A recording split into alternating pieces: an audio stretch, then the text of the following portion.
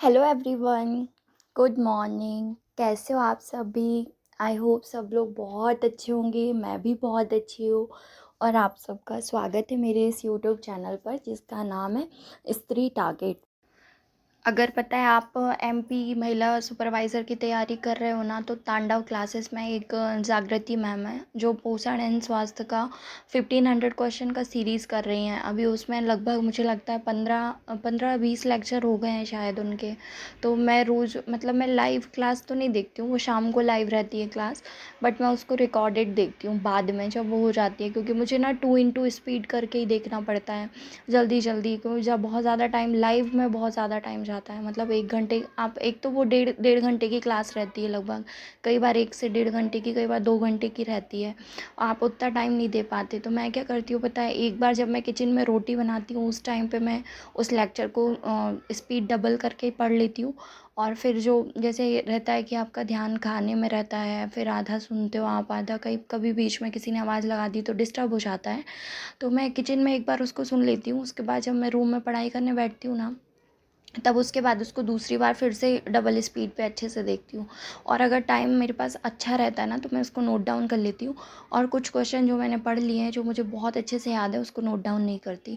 लेकिन जो नया क्वेश्चन है या जो जिसमें मुझे कोई कन्फ्यूज़न है, उसको मैं नोट डाउन कर लेती हूँ कॉपी में।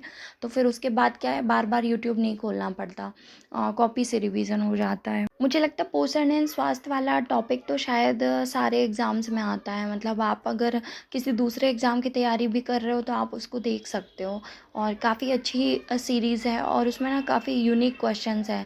मतलब और रिपीटेडली कुछ क्वेश्चंस उन्होंने पहले थ्योरी क्लासेस भी काफ़ी सारी कराई हैं फ्री में, तो आपकी वहाँ से काफ़ी हेल्प हो जाएगी। और उसके अलावा पता है एक सत्याधि शर्मा क्लासेस है, वहाँ पे भी पोषण एंड स्वास्थ्य के लिए, मैं नाम भूल गई मैडम का, बट वो भी बहुत अच्छा कंटेंट है उनका। तो आप ये दोनों चैनल प्रेफर कर सकते हो, और दोनों में फ्री में आपको काफ़ी सारे टॉपिक कंप्लीट हो जाएंगे यूट्यूब से। और इसके बाद पता है, अगर आप सर्च करोगे ना, तो यूट्यूब पर ही ना फ्री में आप मतलब एक एक टॉपिक डालकर सर्च करोगे ना, तो आपको बहुत सारे लेक्चर मिल जाएंगे। मतलब आप पूरा यूनिट ना डाल के, जैसे सपोज़ आपको कुपोषण पढ़ना है ना, तो कुपोषण डाल के सर्च करना आपकी कुपोषण थ्योरी क्लासेस या कुपोषण एमसीक्यूज़ प्रैक्टिस। तो इस तरीके से तो पहले आप थ्योरी कंप्लीट कर लेना, उसके बाद फिर आप एमसीक्यूज़ की प्रैक्टिस कर लेना, तो आपका वो टॉपिक पूरा 100% डन हो जाएगा। आज 12 फरवरी है, और मतलब फरवरी का भी ऑलमोस्ट हाफ मंथ निकल चुका है। मतलब क्या नया साल जिस तरीके से शुरू हुआ था कि नए रिवॉल्यूशन के साथ हर किसी ने अपने अपने टारगेट बनाए होंगे। किसी का टारगेट होगा कि उसको इस साल जॉब लेनी है, किसी का टारगेट कुछ और होगा। मतलब सभी के अपने अपने टारगेट हैं। और मेरा भी टारगेट था कि 2024 में अगर ये वैकेंसी आती है तो मुझे ये जॉब करनी ही है, और मैं अपने लिए एक सीट रिज़र्व कराने वाली हूँ। और उसके लिए मैंने अपने आप से प्रॉमिस किया था कि मैं बहुत ज़्यादा मेहनत करूँगी, क्योंकि मेहनत का कोई ऑल्टरनेट ऑप्शन नहीं है। और अगर आप मेहनत करते हो, तो ऐसा हर कोई बोलता है, और ये सच भी है कि आपकी मेहनत कभी जाया नहीं जाती है, और आपकी मेहनत कभी बर्बाद नहीं होती। मतलब वो आपको कहीं ना कहीं यूज़ होता है, आपने जो टाइम दिया है। और सच बताऊँ ना, तो पता है, जब आचार संहिता लगी थी मध्य प्रदेश में, मतलब अक्टूबर नवंबर, तब से मैंने हल्का हल्का पढ़ना शुरू कर दिया था। मतलब थोड़ा थोड़ा थोड़ा पढ़ रही थी मैं। ऑलमोस्ट मेरे को 3-4 मंथ हो गया। तो सिलेबस भी मेरा लगभग 60% सिलेबस कवर हो गया है। और अब मैं जो नया सिलेबस है ना, इसके बाद आगे का वो मैं अभी नहीं कर रही हूँ। अभी मैं क्या कर रही हूँ कि पिछला जो सिलेबस मेरा हो चुका है ना, उसको मैं रिवाइज़ कर रही हूँ। मैं सोच रही हूँ उसको उसको एटलीस्ट 3-4 बार रिवाइज़ कर लूँ, तो मेरा उतना पार्ट एकदम प्रिपेयर हो जाएगा। फिर मैं जितना पार्ट मेरा रेडी हो जाएगा उसका मैं टेस्ट दूँगी, और जो मेरा एक्स्ट्रा रह गया है आगे का, वो सिलेबस मैं धीरे धीरे पूरा करूँगी। तो मैं अपनी साइड से तो पूरी कोशिश कर रही हूँ कि मेरा इस बार हो जाए। और आप सब लोग भी अच्छे से पढ़िए। आप सभी को ऑल द बेस्ट। पता है, हम लोग किचन के काम को इतना प्रायोरिटी देते हैं, इतना ज़्यादा प्रायोरिटी देते हैं ना, कि अपनी चीज़ें पीछे छूट जाती हैं। जैसे चाहे वो सेल्फ़ केयर हो, सेल्फ़ लव हो, वो सारी चीज़ें किनारे हो जाती हैं। शादी के पहले लड़कियां कितना ध्यान रखती हैं उनके बालों का, हर मंथ स्पा कराती हैं, मैनीक्योर पेडिक्योर। और शादी के बाद खासकर बच्चे के बाद तो वो पूरा ध्यान अपना जो होता है ना, वो बच्चे पे आ जाता है और घर के बाकी लोगों पे आ जाता है। मतलब खुद का ध्यान रखना ही भूल जाते हैं। और डुक्कू जो है वो अपने दादू के साथ अपनी गाड़ी रिपेयर करा रहे हैं। इसका काम है तोड़ना, पता है, इसको सब बोलते हैं डुक्कू द डिस्ट्रॉयर। ये पूरे टाइम इसके सारे खिलौने के एक एक पार्ट अलग कर देता है और फिर उसके बाद उसको जोड़ने की कोशिश करता है। बस, तो ये इसके पास 2-3 गाड़ी है। ये सारी गाड़ियाँ बहुत रफली यूज़ करता है। तो कहीं किसी का व्हील तोड़ देता है, कहीं किसी का कोई स्टेयरिंग टूट जाता है। फिर दादू इसके रिपेयर करते हैं तो ये उनके साथ बैठ जाता है नट बोल्ट ले करके। और इसको बड़ा मज़ा आता है, मतलब पापा के साथ ये पंखा सुधरवा ले, घर की कोई भी चीज़ ख़राब होती है तो पापा उसको रिपेयर कर रहे हैं तो ये बेटू साथ में बैठता है उसके। तो अभी सबका खाना पीना हो गया था और इसके बाद मैं बस किचन साफ़ कर रही थी और इसके बाद मैं जल्दी जल्दी काम निपटा रही थी कि मुझे थोड़ा सा पढ़ने का टाइम मिल जाएगा। आज बेटू को भी अच्छे से नहलाना है क्योंकि हम लोगों को शाम को थोड़ा सा घूमने जाना है और ऐसे जल्दी रहती है तो बेटू को कभी शैम्पू नहीं करते, कभी कर देते हैं। और बच्चों को वैसे भी बहुत टाइम लगता है, मतलब बहुत टाइम लगाते हैं बच्चे। कई बार वो खेल इतना ज़्यादा पानी खेलने लगता है ना कि उसको नहलाने में पूरा 1 घंटे लग जाता है। तो बस मैं जल्दी जल्दी किचन का काम निपटा रही थी और बर्तन धुलने के लिए बाई आती है हमारी। जब कभी वो नहीं आती तब मुझे धुलना पड़ता है, अदरवाइज़ वो आती है तो बर्तन वो धुल देती है। तो बस मैं पीछे बर्तन निकाल रही थी और वो शाम को आएगी तो शाम को बर्तन धुल देगी। तो मेरा काम ऑलमोस्ट ख़त्म हो गया है, अब मैं जा कर के अपनी पढ़ाई करूँगी।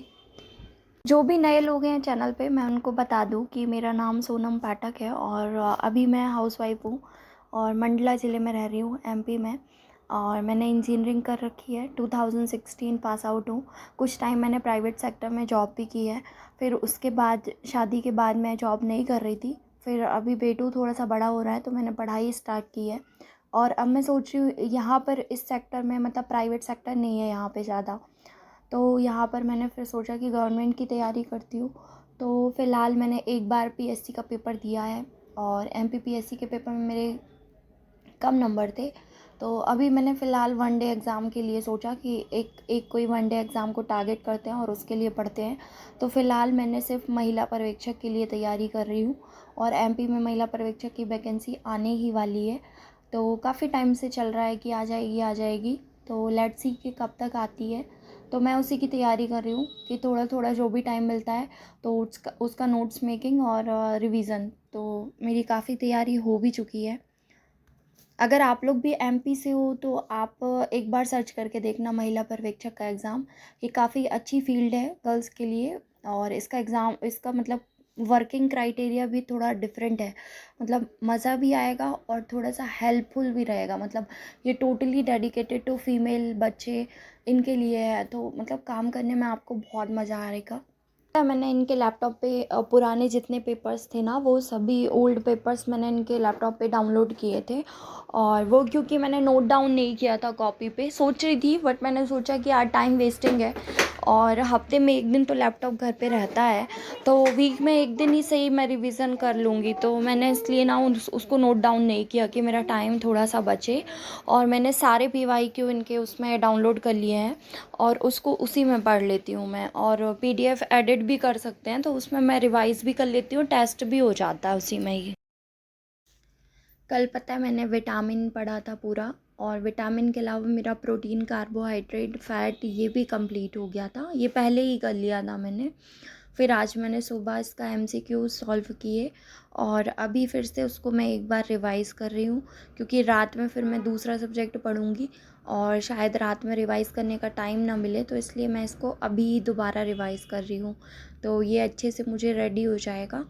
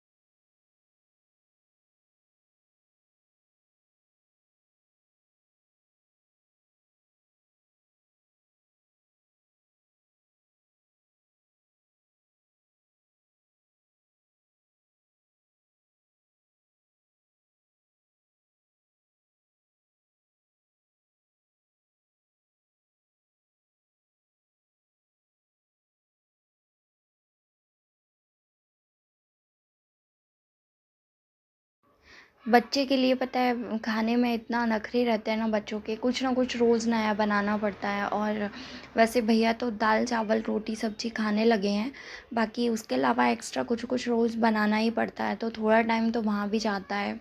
और बच्चे जब खाना नहीं खाते ना तो अपना ध्यान भी पढ़ाई में नहीं लगता, मतलब ऐसा लगता है कि सुबह से बेटे ने कुछ खाया नहीं, उसके लिए क्या बना दें क्या बना दें। रोज़ कुछ कुछ नया ट्राई करते रहते हैं, उसके बाद भी कई बार ऐसा होता है ना कि वो पूरा दिन खाना नहीं खाते। और आजकल जो ये चिप्स कुरकुरे, आज के ब्लॉग में बस इतना ही, फिर अपन मिलते हैं नेक्स्ट ब्लॉग पे। और अगर आप चैनल पर नए हो तो प्लीज़ चैनल को सब्सक्राइब करके थोड़ा सा सपोर्ट करिए।